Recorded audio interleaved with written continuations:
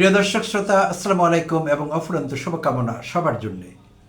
বাংলাদেশ এবং ভারতের সীমান্তে বিভিন্ন পয়েন্টে যখন ভারত আন্তর্জাতিক আইন লঙ্ঘন করে এবং কূটনৈতিক শিষ্টাচার বর্জন করে, পুশিন করছে প্রতিনিয়ত, আর এই বিষয়টি নিয়ে যখন বিজিবি এবং বিএসএফ দুই দেশের সীমান্ত রক্ষী বাহিনী এক ধরনের যুদ্ধংদেহী অবস্থায় আছে, ঠিক তখনই বিজিবি এবং বিএসএফের বার্ষিক যে মিটিংটি আছে মহাপরিচালক পর্যায়ে, সেই মিটিংটি শীর্ষ মিটিংটি অনুষ্ঠিত হয়ে গেল, শীর্ষ বৈঠকটি দিল্লিতে গত 8 থেকে 11 জুন।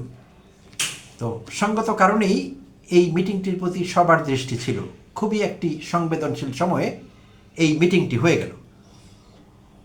তো মিটিং শেষে এখন নিশ্চয়ই আমাদের মেলাতে হবে এই মিটিং থেকে কি প্রাপ্তি ঘটেছে কিংবা কি অর্জন হয়েছে, আর সেইটি মিলাতে গিয়েই আমরা ধাঁধায় পড়ে গেলাম। আসলে প্রিয় দর্শক শ্রোতা, আমার দেশ একটি কম্প্রিহেন্সিভ রিপোর্ট করেছে এই মিটিংকে ঘিরে। মিটিংটি কভার করেছে চমৎকারভাবে, বিশেষভাবে মিটিংয়ের ফলাফল, অর্জন, প্রাপ্তি, এইসব বিষয়। তো সেখানে গুরুতর কিছু প্রশ্ন দেখা দিয়েছে এই মিটিং ঘিরে এবং এই মিটিংয়ে আমাদের প্রাপ্তি ঘিরে। তো 8 থেকে 11 হয়ে গেল মিটিং। তো নিয়ম অনুযায়ী এই মিটিংয়ে দুই দেশের সীমান্তরক্ষী বাহিনীর মহাপরিচালক তাদের দলকে লিড করে থাকেন। বাংলাদেশ থেকে লিড করেছেন মেজর জেনারেল মোহাম্মদ আশরাফুজ্জামান সিদ্দিকী, তিনি বিজিবির মহাপরিচালক। আর ভারতের বিএসএফের মহাপরিচালক প্রবীণ কুমার, যিনি একজন আইপিএস অফিসার, তিনি লিড করেছেন ভারতীয় পক্ষকে। তো দিল্লিতে এই মিটিং শেষে নিয়ম অনুযায়ী সচরাচর যেটি ঘটে থাকে, একটি যৌথ সংবাদ সম্মেলন হয়ে থাকে। প্রতি বছরই সেটি হয়, কিন্তু এবছর সেটি হয়নি, যৌথ সংবাদ সম্মেলন হয়নি। তার পরিবর্তে মিটিংয়ের পরদিন ভারত থেকে একটি যৌথ বিবৃতি প্রকাশ করা হয়েছে। ভারত থেকে যৌথ বিবৃতি, আর প্রশ্ন উঠেছে সেই যৌথ বিবৃতি নিয়ে। যেই যৌথ বিবৃতিতে ভারতের পক্ষে সুবিধাজনক সব বক্তব্য এসেছে, কিন্তু বাংলাদেশের স্বার্থ সংশ্লিষ্ট কোনো কিছু সেখানে আসেনি। শুধু তাই না, বরং বাংলাদেশের জন্য ক্ষতিকারক। এবং ভারতীয় সীমান্তরক্ষী বাহিনী বছরের পর বছর ধরে বাংলাদেশিদের প্রতি যে আচরণ করছে, বর্ডার কিলিং থেকে শুরু করে অন্যান্য বিষয়ে, তো এইসব কোনো বিষয় সেখানে যৌথ বিবৃতিতে আসেনি। তো গতানুগতিকভাবে যেহেতু ভারত প্রকাশ করেছে যৌথ বিবৃতি, তাদের ভাষা গতানুগতিক। দুই পক্ষের মধ্যে আন্তরিকভাবে মিটিং হয়েছে। দুই পক্ষই সীমান্তে চোরাচালান, অবৈধ অনুপ্রবেশ ইত্যাদি বন্ধ করবার জন্যে রাজি হয়েছে। দুই পক্ষই সীমান্তে টহল জোরদার করবার ব্যাপারে এগ্রি করেছে। এইসব কথাবার্তা আছে সেখানে, ভারতের পক্ষে সব কথাবার্তা। এবং বিপজ্জনকভাবে আগের সব বিবৃতিতে বর্ডার কিলিং বা সীমান্ত হত্যা কথাটি থাকলেও, এবার কিন্তু যৌথ বিবৃতিতে সেই টার্মটি পর্যন্ত ভারত পরিবর্তন করে ফেলেছে। এইবার তারা সীমান্ত হত্যাকে বলছে সীমান্তে সংঘটিত মৃত্যু। খুবই ভয়ঙ্কর একটি ব্যাপার। অর্থাৎ তারা সীমান্তে যে কিলিং হচ্ছে, বর্ডার কিলিং, সেইটি পুরোপুরি অস্বীকার করতে চাইছে, এমন একটি ব্যাপার। তো সেই যৌথ বিবৃতি, আর যৌথ বিবৃতি বিষয়ে একটি নিয়ম আছে। নিয়ম হলো যৌথ বিবৃতি যুগপৎ, অর্থাৎ একই সময়ে দুই পক্ষই প্রকাশ করবে এবং যৌথ বিবৃতির বিষয়বস্তু সম্পর্কে দুই পক্ষ এগ্রি করবে।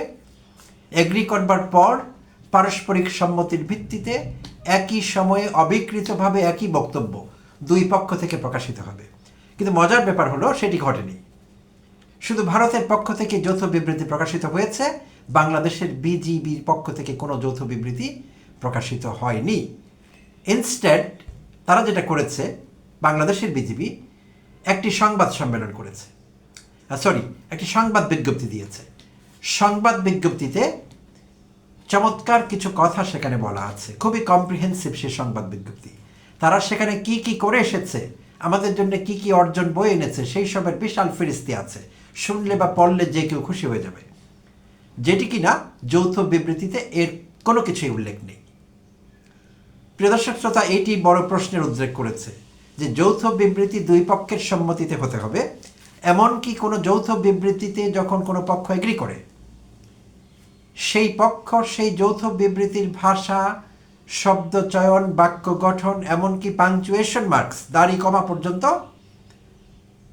ভালো করে বিশ্লেষণ করতে হয়, কারণ একটি কমা ভুল জায়গায় পড়লে ভুল অর্থ হতে পারে একটি বক্তব্যের। তো অতটাই গুরুত্বপূর্ণ যৌথ বিবৃতির ভাষা। বাট সেই যৌথ বিবৃতিতে কিছুই নেই এই সব কথাগুলোর, গুরুত্বপূর্ণ বিষয়গুলোর, বাংলাদেশের স্বার্থ সংশ্লিষ্ট বিষয়গুলোর, কিন্তু বিজেপির প্রকাশিত সংবাদ বিজ্ঞপ্তিতে আছে। এইটি একটি বিরাট প্রশ্ন সৃষ্টি করেছে, বিরাট প্রশ্ন সামনে নিয়ে এসেছে, কেন হতে হবে এমনটি? আর যেই যৌথ বিবৃতিতে বাংলাদেশের স্বার্থ সংশ্লিষ্ট কোনো কিছু নেই, সেই যৌথ বিবৃতিতে বাংলাদেশ বা বিজেপির নেতৃত্ব তারা কি করে এগ্রি করলেন? এই প্রশ্নগুলো কিন্তু সামনে এসেছে।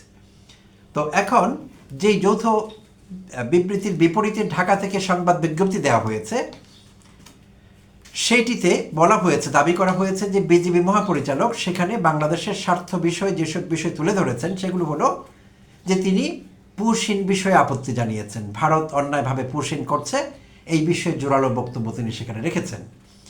আর কি করেছেন? সীমান্ত হত্যা বিষয়ে প্রতিবাদ করেছেন, সীমান্ত নিরাপত্তা বৃদ্ধির কথা বলেছেন, মাদক চোরাচালান নিয়ে কথা বলেছেন, পার্বত্য অঞ্চলের বিচ্ছিন্নতাবাদী সশস্ত্র গোষ্ঠীগুলো বিশেষভাবে ভারতের মিজোরামে তাদের সম্ভাব্য অবস্থান এবং বাংলাদেশ বিরোধী কার্যকলাপ তারা সেখানে চালাচ্ছে, এই বিষয়ে তিনি তার উৎসাহ প্রকাশ করেছেন, উদ্বেগ জানিয়েছেন ভারতীয় বিএসএফ কর্তৃপক্ষের কাছে। শুধু তাই না, তিনি আরও বলেছেন ভারত আন্তর্জাতিক সীমান্তের 150 গজের মধ্যে বিভিন্ন নিরাপত্তা অবকাঠামো তৈরি করছে এবং সেটি অব্যাহত রেখেছে, এই বিষয়ে তিনি প্রতিবাদ করেছেন। এবং ভারত আশ্বাস দিয়েছে, অর্থাৎ বিএসএফ তার কাউন্টার পার্ট বিএসএফ মহাপরিচালক আশ্বাস দিয়েছেন যে ভারত বিষয়টি দেখবে। তো প্রিয় দর্শক শ্রোতা, এই সংবাদ বিজ্ঞপ্তি পড়লে বা শুনলে আমাদের আপাত দৃষ্টিতে খুশি হয়ে যাবার যথেষ্ট কারণ আছে, যে আমাদের চাহিদাগুলো সেখানে বলা হয়েছে, দাবিগুলো উত্থাপন করা হয়েছে, প্রতিবাদগুলো যথাযথভাবে সেখানে তুলে ধরা হয়েছে। কিন্তু বাস্তবতা কি?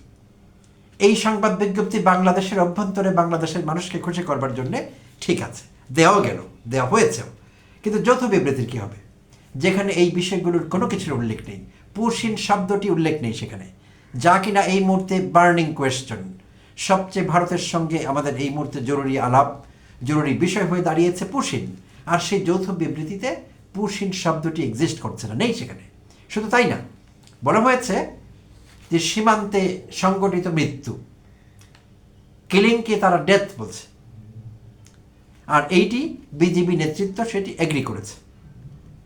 তো এইটি নিয়েই নানা মহলে প্রশ্ন উঠেছে, আর প্রশ্ন ওঠাটাই স্বাভাবিক।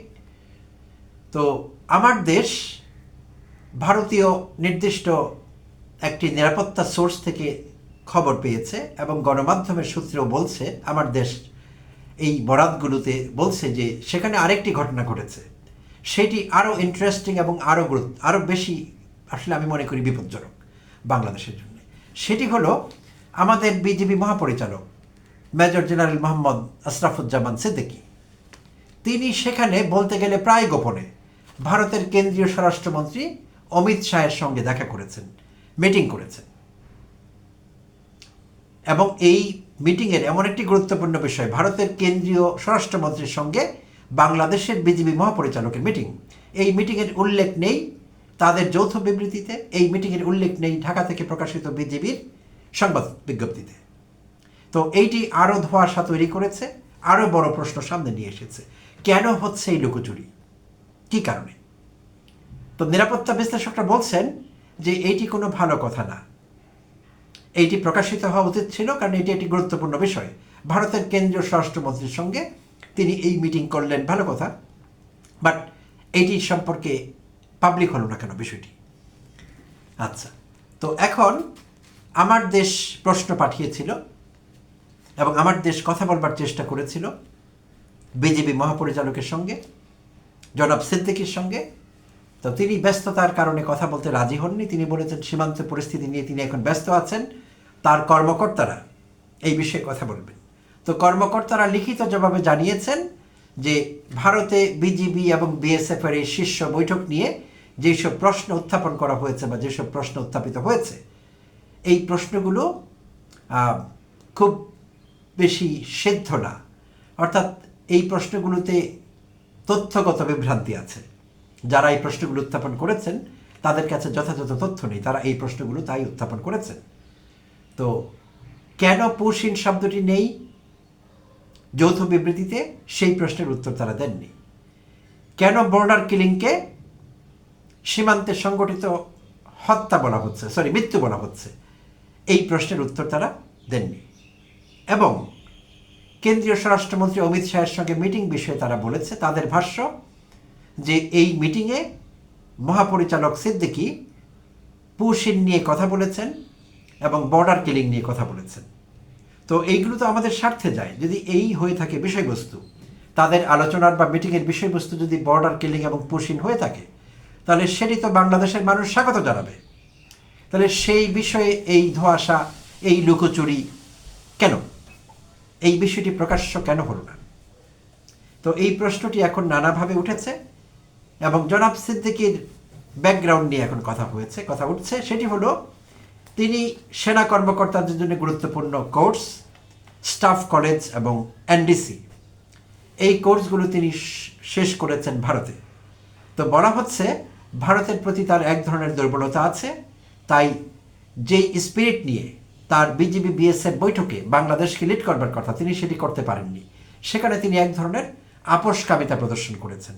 আর সেইটি কাভার করবার জন্যে ঢাকায় এসে বাংলাদেশের মানুষ শুনতে চাইবে জনতুষ্টিবাদী কিছু বক্তব্য, কিছু পয়েন্ট তিনি উল্লেখ করেছেন এই সংবাদ বিজ্ঞপ্তিতে, যাতে করে তার সেই আপোষকামী মিটিংটি নিয়ে কোনো প্রশ্ন না ওঠে। আর এই বিষয়গুলো বলছেন নিরাপত্তা বিশ্লেষক এবং বিশিষ্ট কূটনীতিক প্রফেসর শহীদুজ্জামান।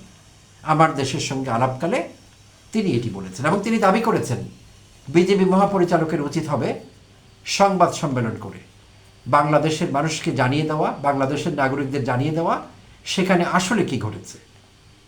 আগেও তো বিজেপি বিএসএফ মিটিং হয়েছে, শীর্ষ পর্যায়ের বৈঠক হয়েছে মহাপরিচালক পর্যায়ে, কখনো এইসব নিয়ে কোনো প্রশ্ন ওঠেনি।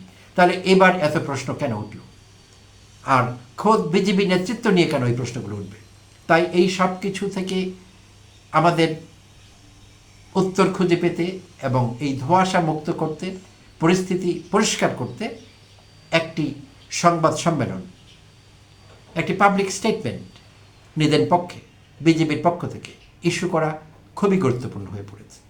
কারণ এই আলাপগুলো কিন্তু জনপরিসরে ঘুরতে থাকবে আর এই প্রশ্নগুলো ঘুরপাক খেতে থাকবে আমাদের মনে।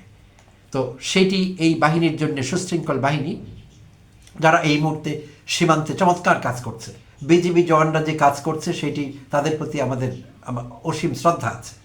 আমরা প্রতিনিয়তই দেখছি তারা কিভাবে অক্লান্ত পরিশ্রম করে নিজের জীবনের ঝুঁকি নিয়ে পুশিন ঠেকাচ্ছেন এবং ভারতীয় সীমান্তরক্ষী বাহিনী বিএসএফের চোখে চোখ রেখে তারা কথা বলছেন। তো এই মুহূর্তে বিজেপি নেতৃত্ব নিয়ে যদি প্রশ্ন ওঠে, শীর্ষ নেতৃত্ব, তাহলে সেইটি এই বাহিনীকে খুব বেশি বাহিনীর জন্য সম্মান বয়ে আনবে না। তাই এই বিষয়ে পরিষ্কার মতামত আমাদের জানা দরকার এবং বিজেপির পক্ষ থেকে জানানোও দরকার। প্রিয় দর্শক শ্রোতা, অনেক অনেক ধন্যবাদ জানবেন, সঙ্গে থাকবেন।